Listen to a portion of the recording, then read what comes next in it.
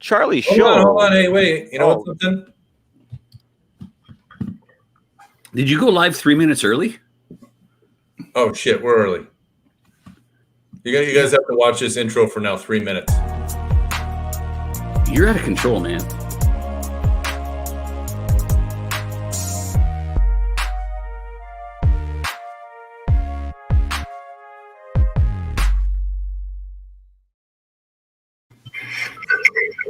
This is the joy of going live. Hey, I didn't get home early enough to actually start a warning that we're gonna, that thing. What thing? It sends you an update that we're gonna waste everybody's time for an hour. The people are gonna be so upset that you started early. No, RC Mask Master, our one viewer, he was already yelling at us. See, I told you. So upset. It started already. No. Hello, welcome to the live stream of us babbling, RC Babble, Velocity RC Cars Magazine's weekly waste of your effing time. And hours. Thank you for everybody that comes who doesn't really have a life. We appreciate you, and we will be here for you for your life, or at least for another week. Even that's questionable. We have a special guest today. We've referenced him in our videos. He's only known as Charlie. Schwenka. Close I don't enough. think anybody really knows how to say his last name. I don't even think he does. Schwenka. Isn't it Schwenka? Oh, yeah. It's very obvious. I have no last name. They just call me by my job. It's Charlie Hobbywing now. So. Yeah. Right. Yeah. If anybody doesn't know Charlie, again, I'm going to say the thing I normally just push exit. Yeah. Don't watch, because whatever we're going to say isn't going to make any sense. Charlie asked me before you guys are on, what's the topic today, or what's the plan? Plan. I thought that's why we were in the room so early. You're going to tell me what was going on. I wasn't even early. I don't even have a plan like right now. I came in 3 minutes early, and then we went live.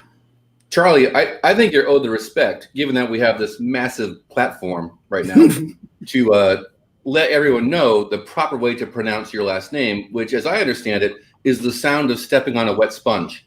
So if you could please give us the real pronunciation. Suanka, just like it's spelled. S-U is Sue, A-N-G is Ang, and K-A is Ka. Suanka. I know. See, I always did a sh. Yeah, everybody does. Yeah. Yeah, that makes sense, because there's an H in there. No, I know. No, I'm not saying it's reasonable. I'm just saying I do. People add W all the time. They call me Schwenka. There's been lots of interesting names over the years. Used to be Charlie at Novak. I was Charlie at Novak. Yeah. Now he's what a lucky scoop for. I mean, I think all of us thought whoever's going to grab Charlie, whichever next speed control company is going to grab Charlie, has quite a head start in the name and the branding. Yeah, I got my start traveling around doing work for Novak Electronics, who I hope everybody has heard of. They were made in America electronics brand that designed and manufactured everything in Southern California. I was customer service, tech support, engineering feedback, field rep, team manager at one stage, and I got to do all sorts of fun stuff because of that company. Traveled around the world a couple times, got to go to some world championships. I set cars on the grid of A mains of world championships because of that gig. Taking pictures of you bent over a car. It's really sexy. That's good. Professional RC pose. Bend over with an RC car in your hand, please. Yeah, and squat when you win. Hey, can I tell you the story of I was thinking of my Charlie memories and one of my favorite ones? I think I know it already. So we used to all do I don't know who I'm looking at right now. It's weird that I'm watching myself look at somebody else. We used to travel. Everybody here traveled together, and we were in Chicago. Oh, good. It's not the Chicago story. I got some stories that I can't tell. That's for the NC-17 one. We were at a trade show. I don't know which year because they all blend together. It's just drinking after staring at toys all day. And we walk into the hotel, and it's I think we were at Embassy Suite. Hyatt. It might have been the Hyatt. I don't think you were there, Jeff. It was me and Mike were telling. We walk in, and Charlie's by himself in the restaurant, flipping all the plates over on the tables and like hiding the silverware. I don't know if you remember that, but I do, because I walked in and I'm like, what the F are you doing? And he just stood there flipping, going through the whole restaurant, flipping all the silverware and tables around. The restaurant was closed and the bar was attached to it. And it was my birthday. Yeah. Okay. There you go. So we were close to blackout drunk. Close. Yeah. Real close. On water. Yeah. Well, are you drinking beer as well as water, or is this your new thing? Me? Yeah, you quitting drinking? It's good for you. All right. Okay. Yeah. Staying hydrated, brother. Yeah. Healthy. Yeah. We're healthy people here. There's water in beer. Yeah. There's a lot of water in beer. Yeah. So that's my Charlie memory. I'm curious which one are you thinking about, Charlie? The Italy one, where you picked me up on the side of the road because my rental car. What happened? It was something happened to my rental car. It was a World's, I don't know what year. It was in Milan. Not Milan. Torino. Wow. That's it. Torino. And this is the same story where I had the police escort. We had a rental car and people stayed at different hotels, and I was driving to the other hotel when I saw two hitchhikers, which would have been Charlie and I think it was Todd. Mm-hmm. Who was with? Yeah. Charlie and Todd walking on the side of the road. So I stopped and pick them up, and I'm like, it's like the side of a highway, though. It's not the side of a road. Like a major, not a guardrail truck. Yeah. And I pick them up, and I'm like, And apparently, you can take off from the story right now because I don't know what the hell you guys did. I missed a shift in the rental car going through a roundabout. It was supposed to go from third to fourth, and it went from third to second. And when I let the clutch out, the motor made a big hole and started leaking oil. It made it about a kilometer down the road, and then it came to a stop and wouldn't start anymore. And we started walking back towards the hotels, and luckily Derek saved us because we were about to have to walk across the freeway where we were. Yeah. I told Todd to stay at the bottom of the hill, and I'd go get somebody because only one of us should get hit. And that way, if I do get hit, he'd see a bloody truck go by and be able to call somebody. They just take us both out, and nobody'd ever know. Now, did you say kilometer because the story happens in Europe? Yeah, version. The car told me a kilometer. I didn't even notice that, and I'm the only guy here that uses kilometers. Yeah, you and Jeff would high five in metric. Yeah. Where? How does this work? No, wrong way. There we go. Crap. Yeah, nobody knows the right way. I'm happy with that. I'm okay with that. Now that's by two Charlies. Those are the funny ones. I actually forgot about. I didn't figure out about the breakdown one, but I still remember I was driving today thinking about our history, and I still remember you just flipping random freak plates over. I'm alone. I had a big orange shirt on, so at least it was safe. Yeah. You had a big orange shirt on. Yeah. Right. Yeah. Yeah. Nobody knew who it was. Charlie's also famous because he has probably you can do a whole video of Charlie's D-bag work. Well, I think that's important that people point it out when they're building their kit. You got to show your D-bag people. Right. Yeah. A lot of people have started to do that. Yeah. Apparently it caught on, so I think that's pretty cool. Bag D. You were the originator of this? I don't. He's the one that posted it most. So yeah. If you're building a car with a ball differential and the diff balls are in a separate bag, does one show their ball bag? I think Pete's onto something. I think we should start that next. Yeah, that's good, Pete. Yeah. So we have Pete here. All the dick jokes are. Yeah, I didn't think Pete would be the dick joke guy of the crew. I put a dick joke in this one. I like that. I'm gonna get a car with a ball diff and post that picture now. He's gonna build it. That's yours. Take it. Thanks, buddy. For the thumbnail to announce tonight's huge show, I put a picture of a Grom in there. Are you still living the Grom life, or am I a day late, $1 short on your extracurricular? He's a Grom lifer. Oh yeah, I just actually had the engine apart once again today on my hobby bench next to my RC cars. So I saw it on your feed. I didn't know what engine you were doing, but I did see. Is that a single overhead cam, 2 valves for the cylinder, or is it 4? 2. It's 125 cc's. It's a real simple motor. It doesn't even the way they come. They don't even have an oil filter. And when you do lots of wheelies on them, which I haven't done, you got to modify the oil pump because the pump's in the front. You got to do the full Doug DeMoco's treatment so you don't starve the oil. Right there you go. They do it with brake line or whatever. But yeah, it's been a super fun bike. I didn't think I'd ride it as much as I did, but I put almost 20,000 miles on that stupid little bike in 2 years. And I work from home. I don't have a commute or anything to do, so I just go after 5 and go ride around for a couple hours. So good times. I like how you put that. Hobby Wing, Charlie works till 5 o'clock on the button. Sometimes later. Yeah. Sometimes earlier. And always with pants. Who wears pants anymore at work? I don't know. I don't want to stand up. Derek, in the extreme days, was Jeff like? Did Jeff Fred Flintstone it at 5 o'clock every day, just down the dinosaur's tail into the car and off to the I was at large. I was never in the office, so they didn't clocked in. I thought that Jeff invented working from home. Yeah, I perfected it, but he was the first guy in the industry that never was anywhere. Where's Jeff? Oh, he's at home. yeah. Well, yeah, and then I see everyone twice a year at trade shows or once a year at trade shows. Yeah, I met Jeff at Cleveland at his room party with the first time that I was at our RC car race where the bathtub was full of ice and beer. So that was a good time. Right. We solved all the world's problems that night, but couldn't remember anything that we talked about. I don't remember much of that. Yeah, we did that. Yeah, no problems. I had never seen a Canadian as drunk as Jeff was. Well, that's probably the problem. I probably shouldn't have drank so much. I don't remember the end of the night. Charlie, what have you? Let's go through your history because it's a fun one. It's interesting, at least. How did you get into RC? What was the start of? You just all of a sudden showed up on Novak's door and said, "Yeah, I was Let born. me be your front man." I was born into this. They dropped me off one day, and Bob took me in and said, "Come on, son, you're gonna be world famous with us." No. I raced most of my childhood. My dad got me into RC cars so that I wouldn't try to race go-karts. Him and his buddies all raced go-karts, and he had a bunch of buddies. Their kids got hurt real bad racing, and he's never openly admitted this, but I think he got me in RC so I wouldn't try to race karts.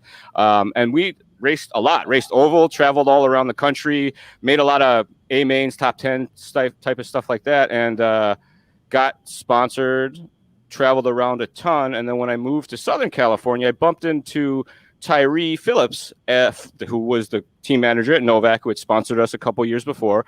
He's like, "Oh, you're in town. You know, they're looking for somebody to work in tech support. You might want to fill out an application and check it out. This could be the sort of thing that you're into."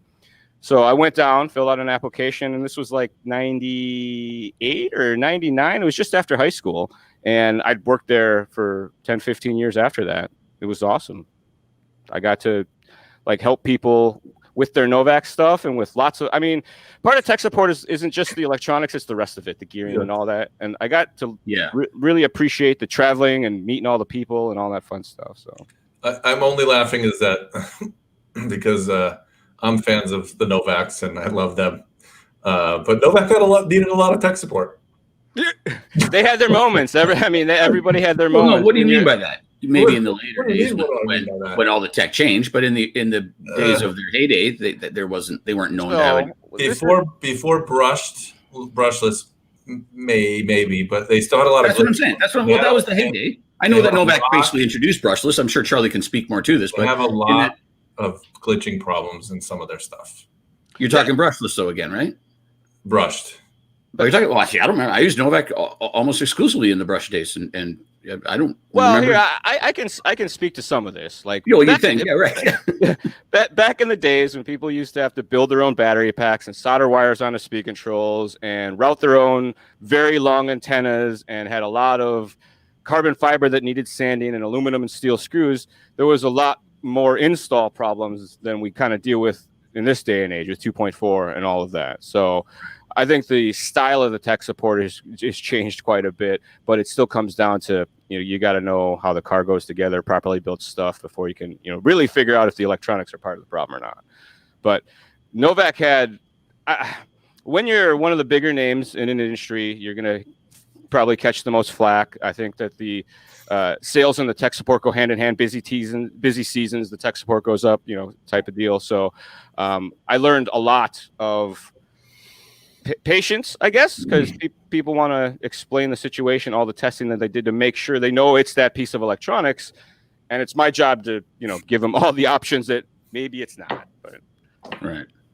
But yeah, Derek's right. It was good times back. Like I said, I'm a big fan of them, but they had some weird issues that plagued them for a long time.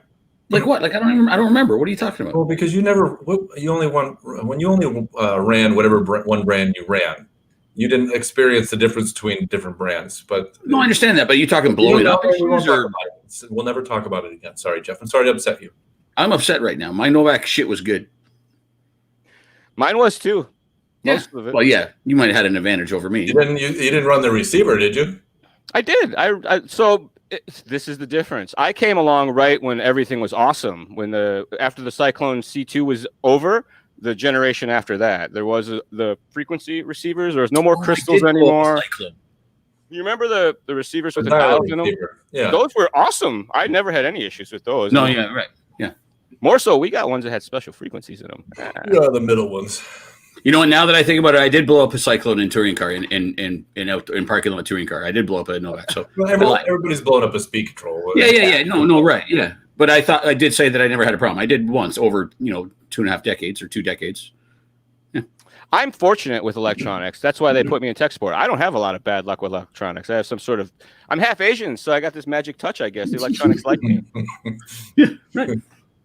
You fancy. Charlie, of the products that Novak came out with, they did a lot of innovative stuff. What is something that you think should have caught on but didn't, or maybe just didn't get its due? Like I'm thinking of Pit Wizard, which really never was awesome. I mean, a fantastic product. So the charger that had the Pit Wizard built into it. Which one was that? Everybody says, huh? There was a Millennium Pro that had the Pit Wizard. The Pro was the programmer. Had that what was the Pit Wizard? The speed control programmer. You go in and change drive frequencies, deadband, all that fun stuff. But I thought that was going to be really big. When I was sitting around, I'm like, you don't need anything. You always have a charger on your pit table right next to your car, typically charging your battery. So you just plug that in your speed control. But programmable speed control stuff, even today, it's still kind of a lost art on folks. So yeah, and it shouldn't be. I mean, we have a lot more adjustments now than back in the day, but. See, here's the thing, and I'm going to say this as someone who has never adjusted shit in their life, me. No, but listen, in this day and age, it's too complicated. I thought it's complicated. It is complicated, but you can screw everything up. Yes, it is. If you don't use the boost and turbo type adjustments, I mean, outside of blanky classes, then you don't exist in the adjustments now are huge. He's got the original Pit Wizard up that you had that, and then you had the option of a 3.5-inch floppy disk that you can install this and a serial adapter that had 4 wires coming out of it. That was convenient at the track. This was before I had worked there, so it was like the 90s, the early 90s. And then the Pit Wizard and the speed control came out, and I thought, the charger rather, I'm sorry, I thought that was going to be super awesome, but it didn't stick. Because by the time we moved on to the brushless stuff, all of that went away because lipos came along. Novak didn't do a lipo charger, so we were going to have to go back to a standalone device anyway. So Novak was also early in the telemetry game, weren't they? Yes, they had now I forget the name of it. But yeah, first a telemetry module was like the size of a receiver, and it had a row of like 12 harnesses that you could plug into. It did RPM, temperature, current, voltage. Oh, I remember that. It had a G4 meter in it. Yeah, and then you could play the whole run back on your screen, and the dials and the things would all play back at you. It was pretty cool. That is pretty cool. I didn't know. I don't remember that at all.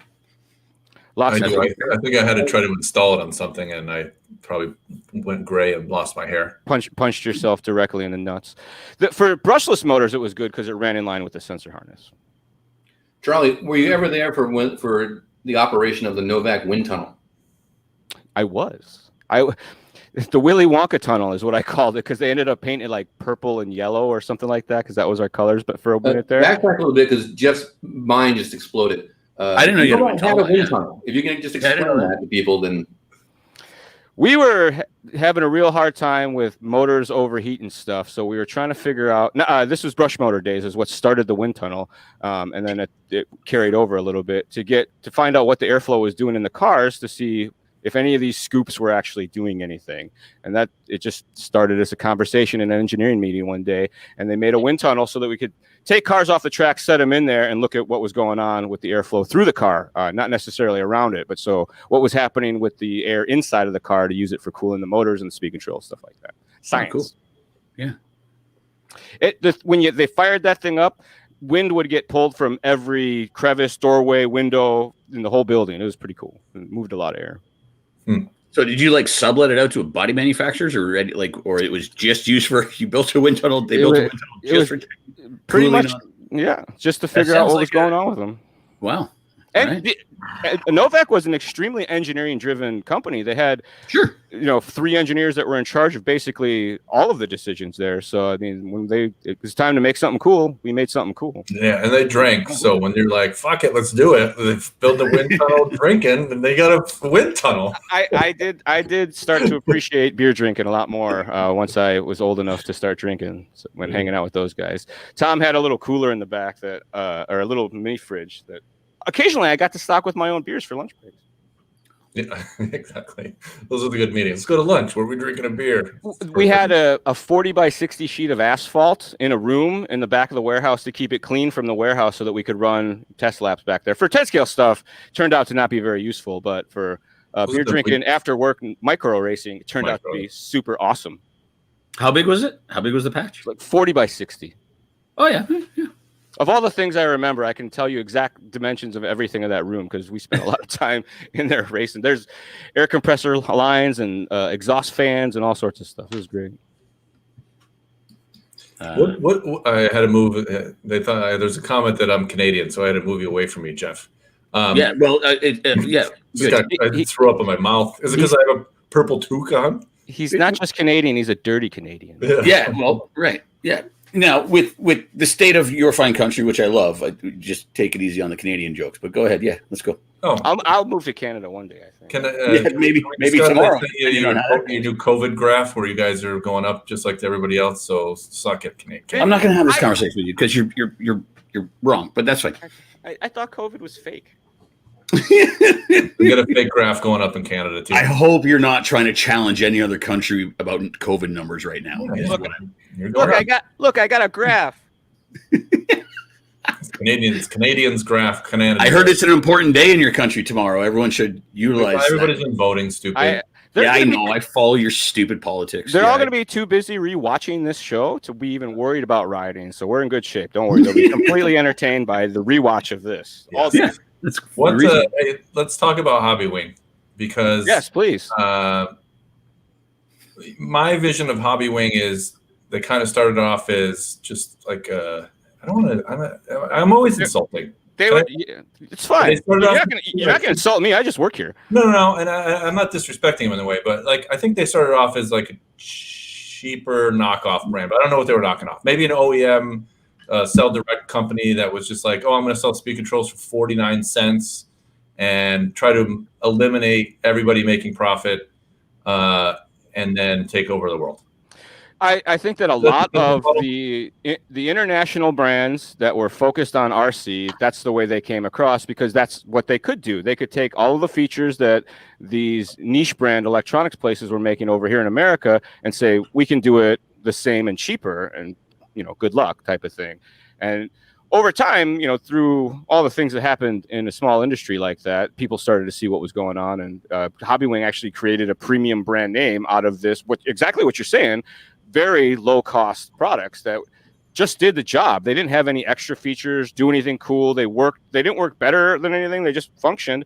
And if people used them incorrectly and damaged them, or if they were cheap electronics that failed, they didn't care because it was pennies on the dollar compared to the name brand stuff that the hobby shop sold to you and helped you with and all that fun stuff. So you didn't care if you had to use a couple of them incorrectly, learning how to do it. I heard stories, people would buy 3 or 4 of them at a time just because they didn't care. It was so cheap. Right. Like I can get 3 of them for the price of 1. So. And then Hobby Wing only makes electronics for the RC industry and a couple other niche, kind of small industries. They're not like an industrial manufacturer that has a side pocket company that does this Hobby Wing stuff. They are focused on RC industry and then some personal electronic motorized devices, stuff like that. But from going to races and getting together with team drivers and taking a lot of feedback, the engineers started talking to customers directly, which can be a good and a bad thing. They started making products and adding features and kind of massaging the product into, something. I'm a biased, obviously, but it is good stuff. It's got, more features than it needs, which, like we were talking about, can be a good and a bad thing. Yeah. Tell us about some things that people think they need that they don't need. Okay, well, turbo and boost, don't need it most of the time. No, I'll fight you right now. Right. It's good to have around. It's good to know how to use it, but generally to say like, I need to turn this on right now, you probably don't have to mess with it in most applications. Jeff's going to fight you. Yeah, well, no, I mean, it's fine. Listen, yeah, I totally disagree, but it depends on the class. I used it all the time. I almost used it more than gearing. And if you know how to use it, it can be great because you never have to mechanically adjust the car. For some people, that's great. They don't have to touch the wrenches to the end bell or the change spur gears or mess with. No, my dynamic timing is pretty. Using it correctly, it's fantastic. It's a marvelous tool, but it's something else that you have to learn. And for a lot of people, they've already learned so much. Building a diff or building shock. Oh God, now I got to learn how to tune a speaker. Yeah. No, I'm not in. Yeah, right. So, but you're right. But I would say the general misconception though is like I got to use this turbo and boost, but you don't have to. You should. That should be the last thing you start teaching yourself about. Yeah. The question was, I suppose I'm talking on a more advanced level, which talk. Yeah, well, sorry. Yeah, the question was things that people think they need, not things that people think are useful but are useless. It was just things that people think they have to have that they don't have to have. Right. So I mean, they are good to have, but you don't have to have them. Yeah, and so if you get a speed control that doesn't have boost and turbo, you're going to be fine. Like it's not going to be the end of the world. Or if it doesn't have as much boost and turbo, for most usages, you're going to be fine. But if you're going drag racing and you're doing speed runs or high end club racing at the track, then you're definitely going to want to have all of the adjustability because somebody else at the track is going to have all of the adjustability, and they're going to say, "I use this setting, and that's what makes my car better." And if you don't have that, you're going to be like, "Oh crap." And also, listen, there's that same argument that I've given when Derek said he doesn't like computer radios or whatever we want to talk about. If you don't, if you get a speed control that has 1 billion adjustments, if you don't touch them, they're just defaulted at 0. They're not doing anything. Hopefully. So there's no negative, right? Yeah, there's no negative to having them. You decide when to turn them on. You decide the learning curve. You decide how much you want to use and how aggressive you want to use them. So I don't think it would ever be a bad thing to have it. And most of these the speed controls that have all this adjustment, you can monkey see, monkey do your way through the whole thing. And there's setup sheets that are posted, and you can just copy that stuff. So, I mean, does Hoppywing? I think speed controls that have 1,000 adjustments should do this. Maybe Hoppywing does, but instead of adjusting all these parameters separately, I would love it if they said, like, look, you can adjust 20 things separately, or you can pick 5 different profiles. We've got an aggressive race profile. Like, does Hoppywing do that? Yeah, we have 10 profiles in our XR10 actually. Awesome. So you could, that's what I would use. I would not be like, let me dig into all 15 separate things. Does it come with 10 useful profiles that step you through those? No, not really. They're kind of all over the place, but it does take certain segments of the profile tuning and shift you in that direction. So you if I can just look and say, oh, I get it. This profile has really mellow settings. It's going to make the car really easy to drive. This one looks, wow, the punch is way up. I can see the minimum throttle is way up. This one's aggressive. That would still be a big help as opposed to like, man, let me assign this profile and everything. What we're working on with the team and engineering is the names of the profiles more accurately describing what you're talking about versus them being called 4-wheel drive touring car, 4-wheel drive off-road, or whatever the case may be. Because a lot of times that makes a user assume that they shouldn't use that when that's the one they want to use, and just because the name of it is wrong. She's talking about the characteristics rather than the class. Can you guys add like VTEC instead of turbo, so when the VTEC kicks in, it really punches, or what? Totally, bro. That's what it does. Well, that's what turbo is, and that is actually a problem sometimes on areas of the track if it kicks in at the wrong time. And that was a Honda joke. XR, we have adjustable boost, which has RPM range control and the amount of electronic timing you're adding, and we have turbo, which is applied after full throttle. So you have control over how quickly it comes in, how quickly it goes away, as well as how much you have. So it's very tunable. Like we were talking about, maybe too much in some regards, but when you get to kind of get into the edge of stuff and fine tuning, you really do need all of that adjustability, which is This wraps back and it turns a 17.5 into a 13.5 and a 13.5 into a 9.5. And if you want to see me sit down and talk about some of this stuff in depth, I do a Hobbywing YouTube show called The Charlie Show, if I'm allowed to plug stuff like that. Of course. Every week on Tuesdays, a new episode of The Charlie Show gets uploaded, and it covers all sorts of stuff from me doing nonsensical RC adventures to actual tech stuff. Go to the track, went to some no prep drag racing days, went to a huge cash days race, and then started to talk about speed control settings, motor settings, gearing, all sorts of stuff like that specific to timing. And these days drag racing is huge, so it's a lot of drag race focused stuff the last few months now, but it still applies to all the other applications as well. How often when you're doing the Charlie Show do you get comments from confused drunks asking you to play The Devil Went Down to Never. No. Peter's references are my favorite in the world. Are you going to start doing that to my Charlie show? Because that'd be awesome. Well, it's another viewer, so even if Ladies and gentlemen, down to Georgia. I'm down. I'll take it. I'll take all the views I can get. Pete, isn't the band the Charlie Daniels band or something like that? Still got a Charlie in it. Oh, all right. How often do someone come to see your chocolate factory? Where are the angels? Not as often as I'd wish. Yeah. Hey, I got another reference here. Raise some gas, Charlie Parker. This is that was dirty. Shocking. yes. So Is that a Grom shock? It is not a Grom shock. It's off a road glide. So I don't even know what you guys are talking about. The motorcycle shock. But I have the story relates to RC a lot. I don't know what's happening right now. Put this. Is that like a rebound adjuster? What is that? Yes. So it dials in. I don't know what the hell it dials in. It's an emulsion shock, and you dial it up from 5 to 20, depending on weight. 5 to 20 emulsions? Yes. So I got a road glide. I have a Harley. And so I watched videos, and I decided that my stock shock sucks. And I went and researched shocks. So I watched all these videos on shocks and what people said. It's going to get to somewhere RC in a minute. So are you going to reference Carson Wernemont? Is that where you're going? Yeah, wait a minute, story, bro. What the? So I'm a mind reader. Yeah. So I watch all these videos, and I see that one of the companies is local. It's in Murrieta, so I always decide to try to spend my money near me. And I researched what they were. I looked them up. And they worked with Walker Evans Racing, which, Robbie Gordon, all the old stuff, all the off-road stuff. So I'm like, oh, sweet. It's kind of like what I remember being a kid watching all the stadium trucks and all that stuff. So I called them up and I said, hey, I'm local. Do you guys do direct sales? And they're like, yeah, if you come down, we'll install them for you for free. So I drive down there, and the kid's putting my shocks on. It only takes 30 minutes. Working on motorcycles is pretty easy. The rear shocks on that are literally 4 bolts. Yeah. And so he's putting them on, and then he's talking about this, and I'm asking him questions, and I'm like, he's kind of basicing me what a shock does. And I said, I understand a lot about shocks. I grew up in RC. He goes, oh, so did I. So then I'm like, oh, cool. And then he's like, yeah, I TQ'd the Worlds in Italy. And I was like, what the fuck is your name? I don't even. So after a certain period, like, I didn't follow racing, road glide, not street glide. You said street. So I didn't follow racing at a certain point, but this kid was like almost a world champion. What was his name? What's his? Carson Wernemont, son of Russ Wernemont.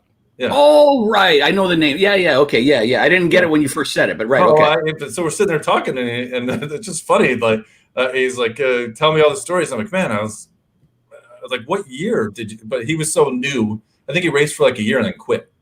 He went on and off for a couple. This was right in my heyday of being a team manager. This is why I happen to know all about Carson, because he came and kicked some pretty big butt names, as he just showed up and raced, so to speak. But he knew a lot of the right people, had the hot setups, and he understood race car and race strategy. So he was real good at it. So that's my story. Now I have new shocks on there, but it's cool that with the RWD, right? RWD. Anytime somebody mentions the Harley, I mention this only because I know Carson briefly from RC years ago. Right. But the shock's cool, makes a big difference, which in RC is the same thing as that you don't get to feel what your shocks are doing. You get to watch it, right? So this shock here, and everybody says, well, why would you buy a super expensive bike and change out your shocks? Because that's a Harley. That's what you do. Of course. Any motorcycle needs suspension work. I'll say that. Like, it doesn't matter. They don't know the weight of the rider. They don't know anything. This is an adjustable ride height and all that stuff. So what's the difference between a road glide and a street glide? The fairing. One's road and one's street. One's fixed fairing, and the fairing turns with the forks, but they're the same bike. No. Oh, headlight turns, headlight doesn't turn. Fairing turns, fairing doesn't turn. Yeah. Oh. So what does your fairing turn or not turn? No. Okay. That's the one everybody wants now. But it doesn't, like on the freeway, you don't get blown around. It's the same thing. I have a chopper. I have a metric cruiser that we call the Charlie Davidson. It's a Vulcan 800. I know. Awesome. So chrome, bro. Hey, here's a question for you motorcyclists. And I was once a motorcyclist. I had a 1977 Honda CB550. That's a bad bike. Yeah, and if I found one today, I would not make it into a cafe racer. Don't ask. Anyways, what is with guys who buy a bagger and they have a windscreen on it that's this tall, and then their hands are like 10 inches above it on ape hangers. Like, why have a fairing? I don't get that. Well, I could tell you as someone that owned a bike without a fairing and now have a fairing, the difference is enormous. Because without a fairing, you're in the wind the whole time. So if you ride far, like on the freeway, under like 60 miles an hour, the wind doesn't really affect you. But at high speeds, it's basically like you're holding onto the bike and it's shaking you the whole time. Wait, no, I've driven fast motorcycles, but I don't get why you'd have a fairing, but have ape hangers and hands outside. Fairing will block it. I'll tell you why. Block it off all your body. Hold on. Your hands don't matter. It's much more simple than that, guys. Yeah, it looks cooler. There's motorcycle owners and there's motorcycle riders. A motorcycle owner stands around looking at his bike, not riding it. A motorcycle rider rides his bike around the whole time. Those guys are usually motorcycle owners. Hey, I have taller bars and it's way more comfortable with your hands higher up, by the way. It's weird. Are they all the way up though? Or just arms straight across. Yeah, right. Proper. Because you don't want to be like it's like typing. Yeah. It's like your mouse is down by your wiener. Hey, so Ben asked a good question, and this is a feature that has not. Well, there was an original speed control that had drift in it, but that was like 25 years ago. Why aren't there drift control in speed controls? Gyro. Well, again, I think something like that, while for some folks drift is life, it's still niche compared to the bigger picture of what these speed controls can be used for. While that tech, a gyro and the speed control will be super helpful overall, it's already available in the receivers, so to speak, or as a standalone device that's real easy. So there's not a huge...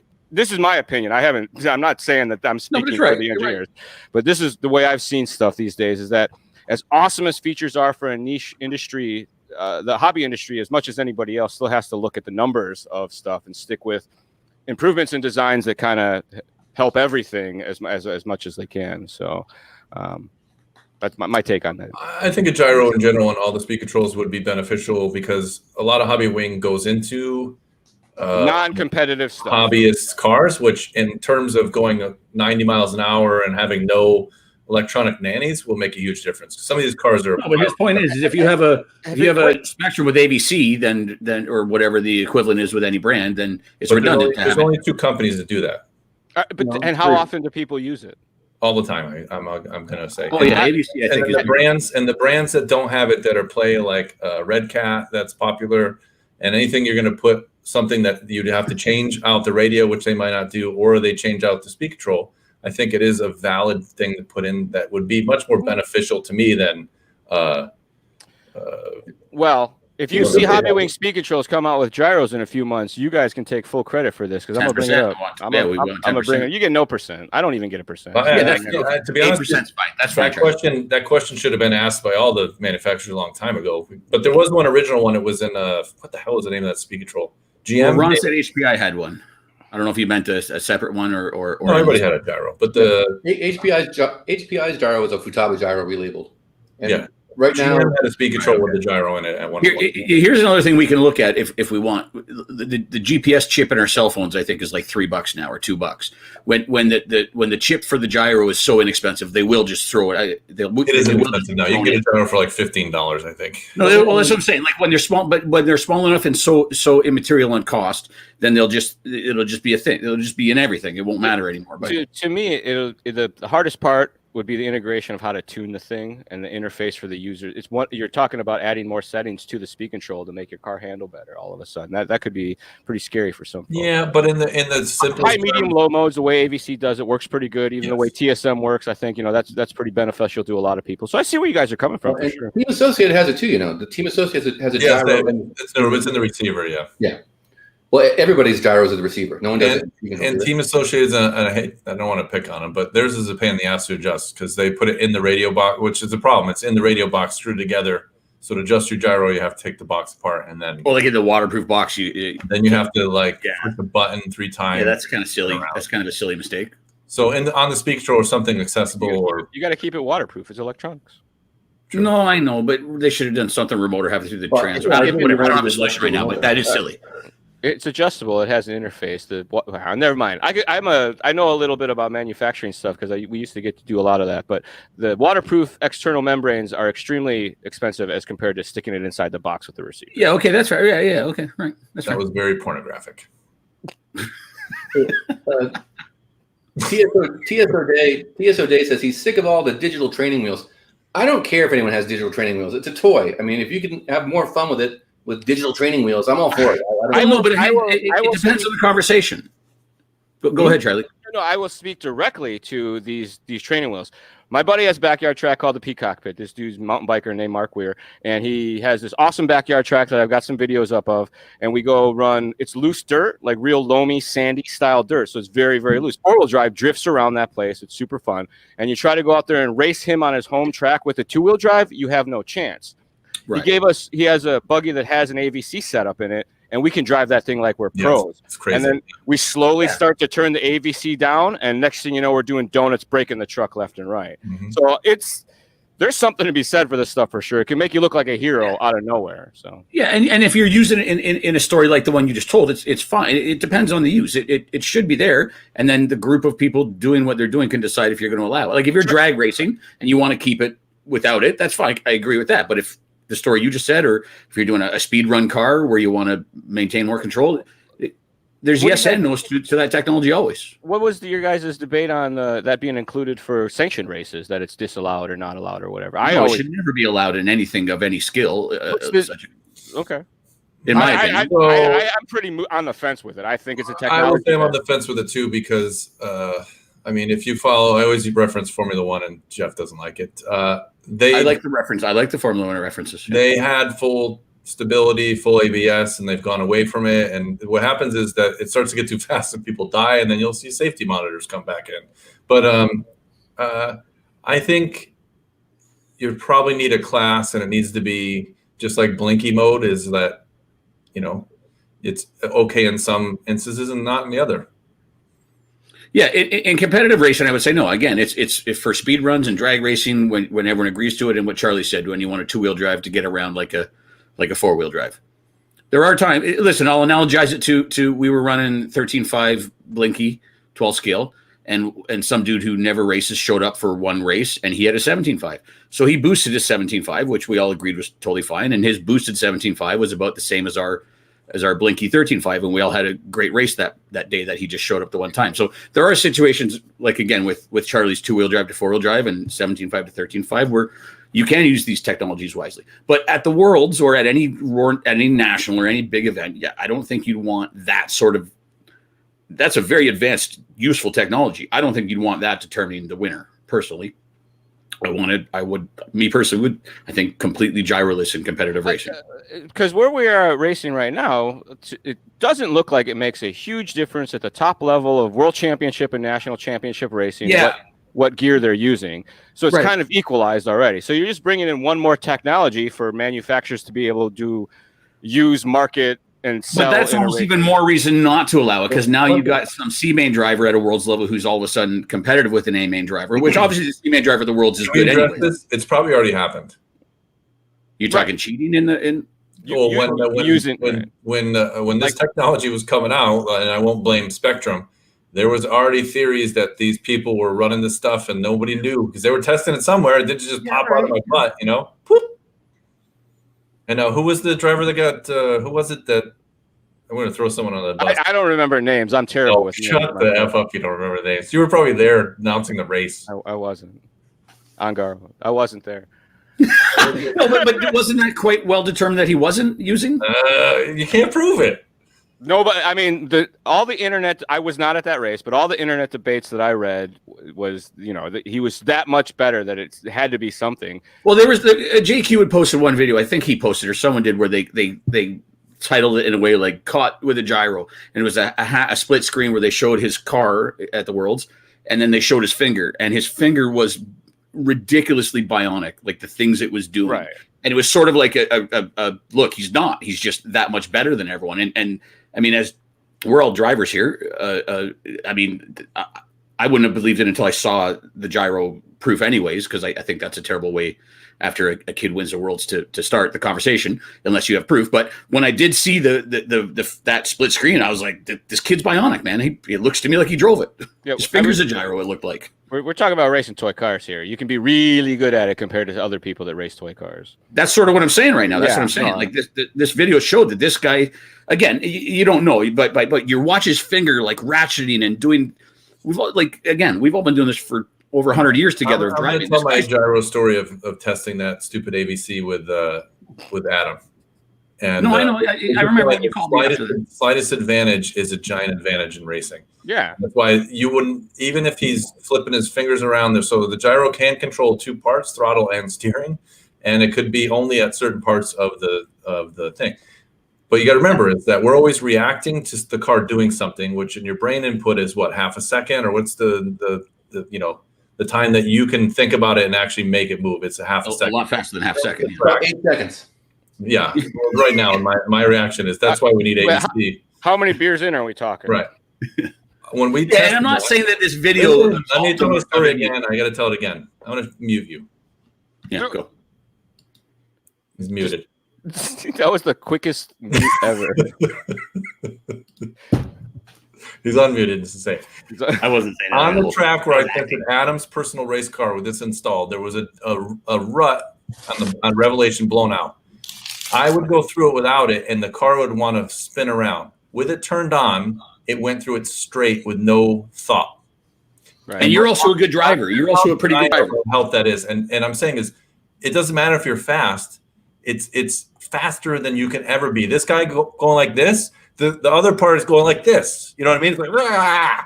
Listen, I'm not saying that absolves him of any of the accusations, but what I'm saying is there was at least some display of skill that to someone like to anyone that is somewhat skilled racing, you could be impressed in and of itself. Again, it's not absolving him, but I'll put it this way: if he was cheating, he would have been smarter than to kick their asses so bad they would have accused him of cheating. Well, right. Well, I don't know if right. Sure, that's fine. Make a mistake, crash the car if you're cheating that bad. You don't want then fucking catch him. Then the kid was on. Get his receiver, get his stuff, and pull it apart and catch him. If we're gonna play this game after someone wins the worlds, we're getting not we. By the way, Ronnefolk wasn't the only one accused of this before. By the way, so Charlie said it best. These drivers are getting really good. If every time someone acts bionic on the track, we're like he must be cheating. This is gonna suck. Let's get back to the prove it then change track or there's something to be said for there's this regime of pro-American racers that have been around dominating certain segments of the racing world for a long time, that these kids took it personal. Like, look at these guys crush the competition. I have to put in work and be prepared for this. And we're not going to get into work ethic. Come on. Well, we're gonna just say that there was a generation of new kids that came along that we're beating a bunch of old dudes for all intents and purposes. Yeah. So of course they're going to crush them and make it look like they're got better tech in there. So my 2 cents. Anyways, people still cheated with it. So I'm not blaming Ronnefolk. Who cares about the big racing? I was thinking more at club race levels and stuff like that. Like your local track, Joe Buck is all of a sudden smoking you with his shiny new receiver. This is the real problem. This is the real problem: is how to handle these technologies at a local level. I'll tell a quick story. When I was racing 12 scale, it was 13.5. What was it? Whatever it was. One of the dudes was cheating. The guy was cheating. But it's world buddies and we're local level. You can't catch someone. You're not going to go protest someone at a club race and pull his motor apart and stuff. So it's not worth the headache. Technologies like gyros and other forms of gray areas, you don't really want them in racing at all because it's somewhat difficult at a high level of racing to control. But it's especially, I'm not going to go race with Charlie and go to the racetrack. I think he's got a gyro. Go pull his shit apart. I'm going to have a beer with him later. So even at the local level, this is a conversation that I don't think we want. No, I think that's the whole problem with racing in general is that the rules that get in play are the biggest part. Enforcement of the rules and how to prove someone's cheating or wasting time teching cars when it's the same 10 dudes racing each other every weekend. You don't need to tech each other type of deal. So. Right. Now, that's almost an argument to allow all the tech because open classes, you don't have to worry about teching as much if it's all open. Right. So I'm sort of arguing against my point, but I still hold my both ways. Yeah, right. even though I argue against myself. I just made a point, but I'm going to prove myself wrong. No, I can make points against myself. That's a good scientist. Not that you Americans like scientists very much, but yeah, you're supposed to attack your point. But my original point still holds true.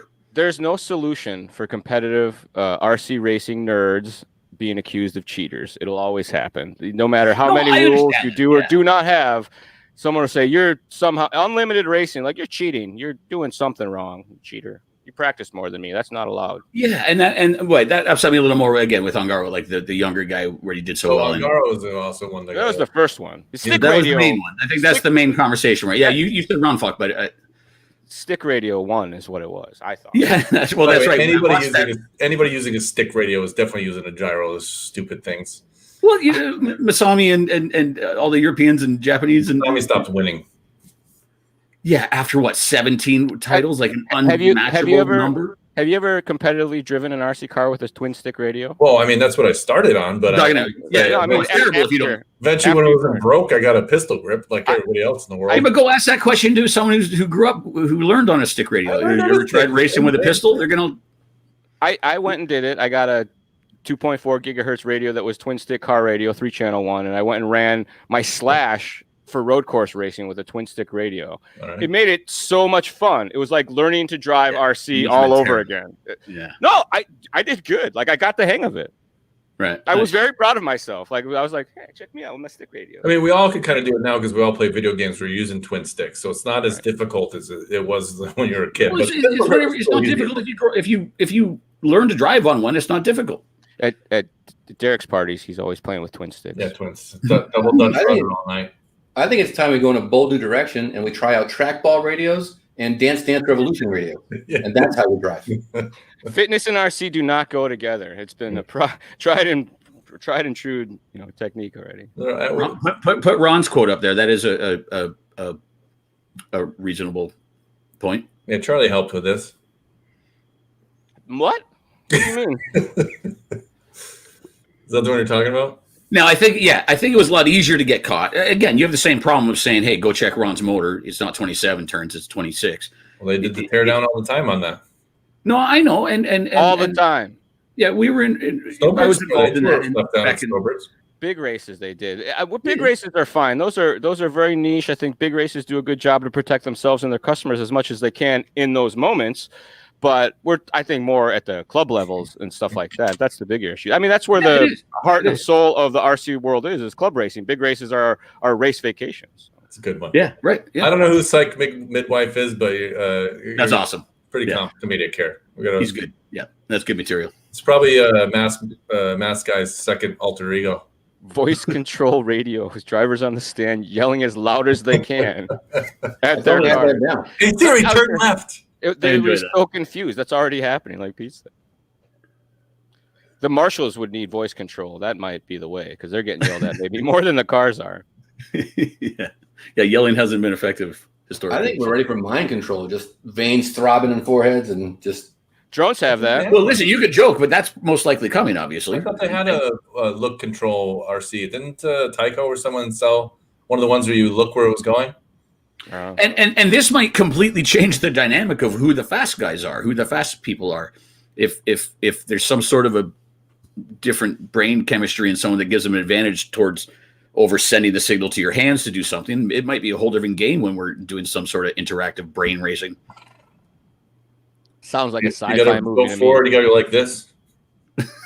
No, I would imagine you just think about going forward. I like Pete's trackball, like you're doing the what were some of the video games that used to have the trackball that you have to hurt your Centipede, obviously, right? Was Centipede trackball? Well, but you won't roll on Centipede. You're not spinning on Centipede. You're controlling it on Centipede. The ultimate controller is the Ironman Stewart off-road game where there's no stops on the wheel and just hum that thing in each direction. Yeah. He's right. I'm trying to point at him that he's right. Pointing is difficult here unless you're going straight up. That guy is easy. He moved us around, so yeah. Derek's a good producer. Iron Man Stewart game was awesome. I used to spend many quarters on that game. That and that the Celica Rally game was the same way. They used to have that Toyota Celica Rally game at the lobby at Cleveland. I spent a lot of money in that game as well. What was in the lobby at Cleveland? Indoor Champs. They had that Celica No, I know, Rally yeah, I know. game. Toyota Celica Rally. That's that. Oh, I mean, right in that little room right beside the ballroom. right. Yeah, okay, I remember. Yeah, right. Many of my dad's quarters in that machine. Sure. What has been the worst thing for people with brushless that they're doing that causes you the most help? Drag racing. That and gearing and timing is a big problem. Folks are under the impression you got to start messing with motor timing. Pinion gear choices have been poor at best. If you go with go fast motors, you never want to turn the timing up. If anything, you turn it down on the end bell, and you definitely want to start out with smaller pinion gears. I like to say if you don't know how to gear your motor already, you should be in the low teens. And then start there, buy a bunch of pinion gears, and work your way up. Pinion gears are cheaper than motors. So I'm going to blame manufacturers for this because we discussed this with Brad about the Gatekeeper. Me too. With 0 recommendations. Stupid. Right. Well, and even if there are recommendations, you know, you got to give someone a starting point. Hey, even if you don't say a number, you have to give a diatribe on how a beginner should start.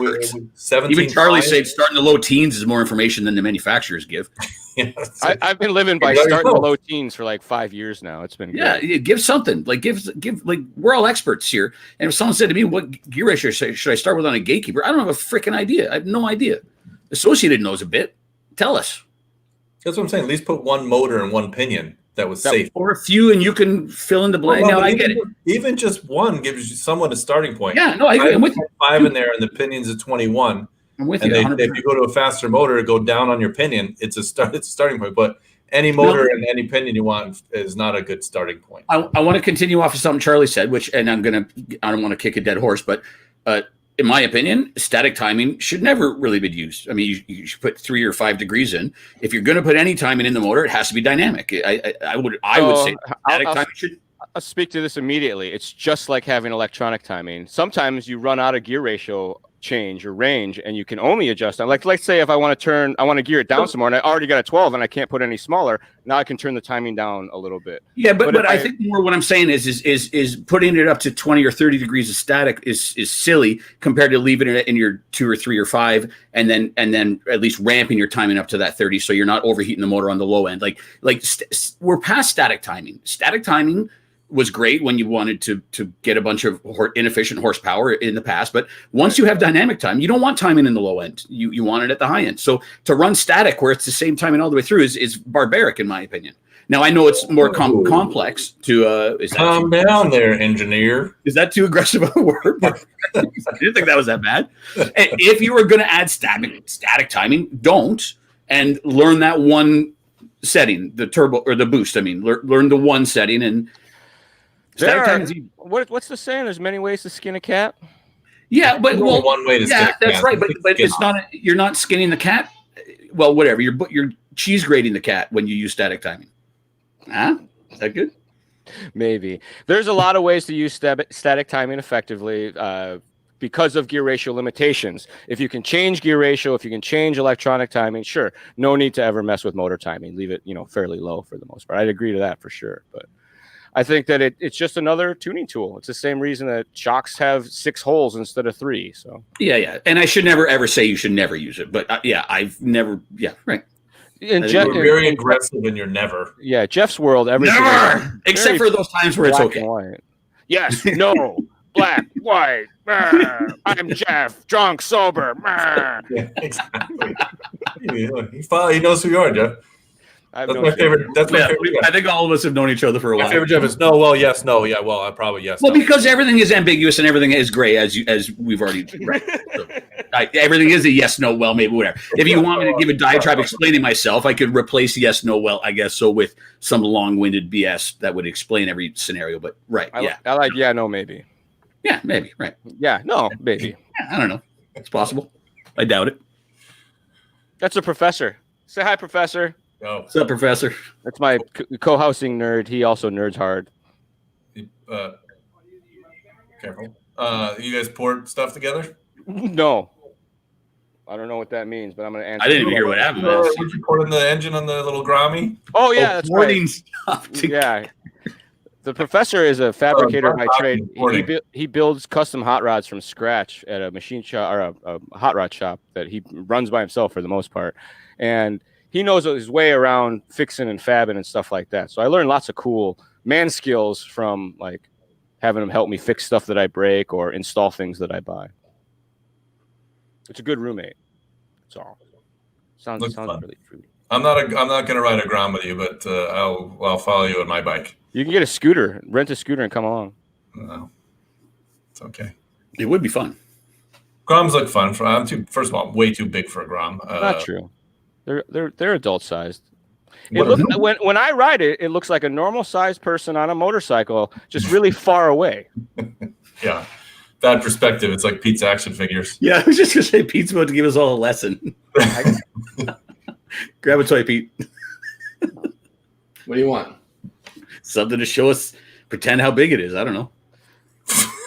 Look how tiny this is. Oh, you're supposed to start. It was a perspective lesson. It's an RC car shop. That shock's way too big for your bike. Oh, never mind. I have a baboon with a red ass on my desk. All right, I think Charlie just passed Pete for the most weird shit on his desk. I got a lot of weird stuff on my desk. I have to. I talk to customers all day. You got to keep yourself entertained. Sure. If you didn't know, I'm actually a tech support guy at Hobwing. So if you call, I was actually just going to ask you. You're the same role as Novak. A little different, but yeah, I do tech support mostly. I do a little bit of customer service stuff. I help the dealers with clarifying orders and things like that when they need to. So when you call between 9 to 5 to the North America hotline, you'll end up talking to me, and I'll try to be polite. But we all have bad days, folks. So I apologize if I've been rude to you over the years.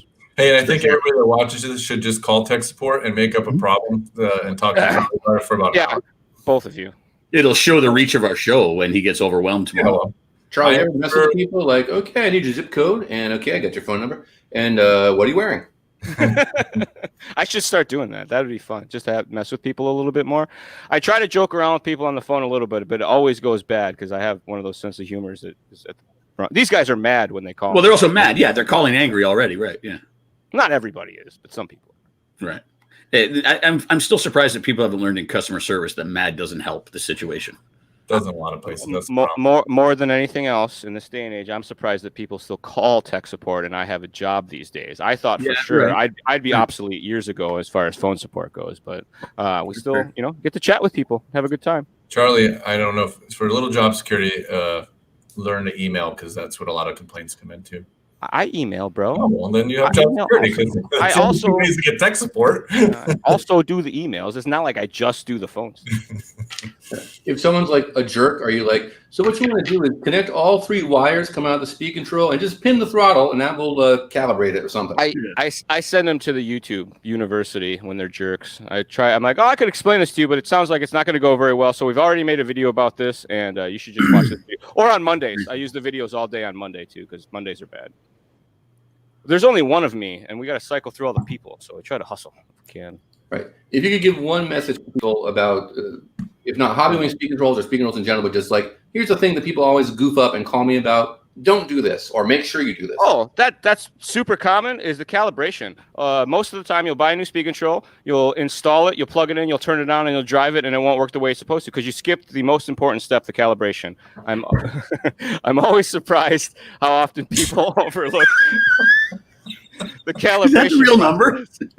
Is that the real number? I think it is. Yeah. It's not that you couldn't Google the number anyway. Yeah, so it's listed on the website. Yeah, but yeah, the calibration is a big deal because the speed control may work totally fine or function at least, but it hasn't been it doesn't work totally fine because it hasn't been calibrated. So you want to make sure that you check out your calibration process and get that done. How many times did I say calibration in the last 30 calibration? Seconds? Yeah. No. Hey, a more useful number would be Charlie's cell number. That because what if it's after hours? I will drive to your house and kill you. But Charlie, are you limited? If you drove to my house to kill me, you'd stay here. You'd like Canada a lot. Maybe. Are you limited to people with RC technical problems, or can they call you with like girlfriend trouble, or they're just kind of feeling bad about themselves, or that kind of thing? I would suggest not to. But hey, man, if you need an ear, I could be there for you. It could be more entertaining than some of the calls I get for calibration. So yeah, I would imagine. Just buy a speed control and then he has to talk to you. Yeah, if you buy used stuff, those guys are fun. Like, or if you have an RTR speed control that says made by Hobbywing, I can't help people with that. Oddly enough, I don't have any information on any of the RTR, OEM, Hobby Wing made speak controls that come pre-installed and stuff. They keep all that secret from me so that I don't help those people. I know you guys do a lot of OEM. I didn't realize there were OEM speak controls that were labeled manufactured by Hobby Wing. Mm-hmm. Tons of them. Like loud and proud, or like under the bottom of the case in small print, or right on the sticker, made by Hobby Wing. And that's why people get so mad at me when I can't help them. I feel bad sometimes, but I could Google the instruction manual and look it up for them, but it's not my job. So yeah, and they'd be silly not to market themselves on the sticker. I would imagine. Right. So back in the day, Novak made a speed control for Traxxas that said, I sat in the meeting and I said, it has to say serviced by Traxxas. I'm going to die, dude, because at the time, Traxxas was the biggest thing. And the volume, yeah, all the upgrades, whatever. So it said manufactured by Novak, serviced by Traxxas. And people would call me. I said, you see the label how it says serviced by Traxxas? You have to call them. Okay, sorry, thanks. And they hang up and they call. It worked. But yeah, that was Pete's project, wasn't it? Back then? Or was that no? I forget the dude's name. Pete, you used to work at Traxxas? That speed control was long. I think me and Pete worked together when that came out at Car Action. Yeah. Oh, okay. That was in the Emacs. Yeah, it was briefly. Yeah, one of my favorite RC cars of all times. Give us some other favorite RC cars of all time. What I didn't hear. What's your favorite RC car of all time? Emacs was one of the first trucks that we had at Novak that I wanted to take home on the weekend to go drive in my parking lot at the apartment. I had so much fun doing wheelies and stoppies and jumping curbs. I'm like, can I take this home and beat on it all weekend and play with the speakers? Yeah, go ahead. I had an Emacs with a brushless Novak system that you personally sent me. Those 20 years ago or whatever. I don't know, however long ago. Those combos were rad. It was basically what turned into the 550 short course motors were what we originally sold for Emaxes. Yeah, it had the big black heat sink, the fin heat sink on the, if I remember correctly. Maybe not. But yes, it did. It had a slide on. It was a smooth can motor with a slide on heat sink. Okay, good. Yeah, right. Yeah, I still have it. That barely fit correctly unless you keyed it just right so the wires didn't get jammed on it. Right. We're going to end on Charlie's top 5 favorite RC cars. And then we've been on for an hour or so. Tamiya Fox, because that was my first car. X-Max's monster trucks are rad because I have an X-Max that I absolutely love. I hate to make it like 4 Traxxas vehicles, but 4x4 Slash, I talked to a ton of people about 4x4 Slash. I have one that I race against my buddies with racing 4x4 short courses, and it keeps up just fine. And then the TRX4 was a game changer. I think when that came out, I've beaten the life out of my TRX4, and it's been good. And then I got to go to probably SCX10. I have a lot of very fond memories of my Axial SCX10 and making a lot of friends with that rig. So it's more, that one's kind of an emotional one. You didn't choose any of your race cars. You didn't choose any past race cars. No, I don't remember any of that. I remember the races. If you ask me favorite races, I could name some of those. But the cars themselves, I don't think too much about the race cars themselves because, I mean, racing sucks. There's so much work on the car. There was never a car that just did everything for you. So, yeah. All right, last question from Ben. Since he's counting your drones, what the fuck is going on in the background? So that's my roommate's workbench, and that's his wall. Mine has the same amount, if not twice as many, on the wall that I can't show you because it's a laptop. But I have 5 that work correctly, and then a bunch that are parts. And on that back wall, there, all but one or two of those flies correctly. So there's 7 or 8 of them. Drones are fun. Drones are fun. Do you fly fixed wing anything, Troy? I flew 3D helicopter a little bit. I flew some fixed wing, normal line of sight airplanes and stuff like that when I worked at the hobby shop. So try to do a little bit. I just don't like boats. So Derek's got a boat. He'll show you. I bet he will. I can't figure out how to get the fuck out of the way of this fucking thing. It's stupid. Is the boat there? It is even in your background. I can't believe you still have the boat in that room. Yeah. That boat is the Jeff's hat of boats. Yeah. Right. Yeah. Well said. He's with this. Got all the. He's on top. Jeff, shoot me the tracking number for those decals. I knew it. Hey, again, I didn't respond. I enjoy your text, but I didn't respond because it cost me $1. But yeah, I laugh every time you text me. Not because I'm angering you, but you're funny. He doesn't want to spend 25 cents to LOL you back. I don't even know what it costs. I just have to. Yeah. Anyway, we don't need to get into this. Change stuff on. Don't you guys still use AIM in Canada to talk to each Yeah, other? he does. We have the AOL Messenger. But me explaining that I have to pay for U.S. text, I guess, sounds that way. Right. I was. What the Jeff hell? records his voice onto a wax cylinder, and then he sent it to me in the post. They have postal service up there? Yeah. Listen, I won't admit to the U.S. having much better than us here in Canada, but your postal service does seem to be quicker. Before it was, from what I understand, taken apart a bit. But yeah, you guys have a better Our post office delivers on Sunday now, so don't believe the media. Yeah, well, that's fine. That's why I preface that. We're out. We're going to push that little button that you guys can't see. Charlie, if you want to stick around for Pete's Toy Time, I have about 10 seconds left after this. I need to go eat. Yeah, no, I'm leaving as well. Yeah. So everybody, if you want to come waste your time with us on Mondays, we're here at 5:30. Hopefully Charlie will come back wherever the hell he is. Here, I'm going to move. I had a really good time. You guys, this as much as you talk trash on yourselves, this is really fun. We talked about some very interesting topics that I haven't thought about in a long time, so I appreciate that. And we're live, so we got no plan. I got home we can swear. before this started, and the only thing I thought about was Charlie flipping them damn plates over.